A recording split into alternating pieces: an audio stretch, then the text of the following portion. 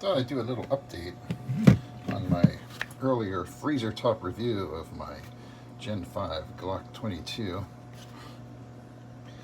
I put this little plug in the back, which I know some people don't like, but I do think it helps a little bit with doing reloads. Sometimes keeps you from hanging up the top of that mag when you're pushing it in there.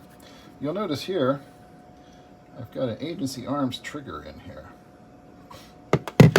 I messed around with the Glock Performance trigger in here, and I actually had put a different shoe on it, something kind of like similar to a Wheaton Arms that I had, and I got took out the dot connector and put in an unmarked connector. Tried the plus connector in there, and I decided to put that back in my actually in my agency arms. And I dropped the agency arms stuff in here, switched out the ejector back to the 40 caliber ejector.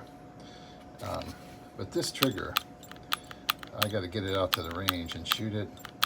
But man, it just feels nice in here. It's obviously not a super light trigger pull, which I don't really want for a carry pistol anyways. But there's like super short take up, and hardly any over travel at all, and just really nice in here. I think this is the setup. I got this 509T. I need to switch out the sights, put some taller sights in here, for backup if something goes wrong with the dot. But this thing, I've been really happy with it. This is such an accurate pistol. I got to take it out to the range and try it out with this trigger. Take my little tripod out, my gimbal for my phone, so I can set it up there. The other thing I wanted to show, though, that I did, which I call the Richmond Tactical Glock Knuckle Cut. I do this on all my Glocks anymore. You'll see a lot of people, they come up underneath and do like the cut to, the undercut to make it a little higher under there. But even like on my agency arms and so forth, I still really feel that on my knuckle. What I started doing on probably the last like half dozen Glocks I've gotten, see, I cut in from the side. I use my Dremel tool. This one here, I could have taken it in a little more, but it feels pretty good. And need to smooth it out a little maybe. But you see how I don't just take it up higher. The main thing is I go in from the side and make it narrower there, so my knuckle actually has a place to sit in there.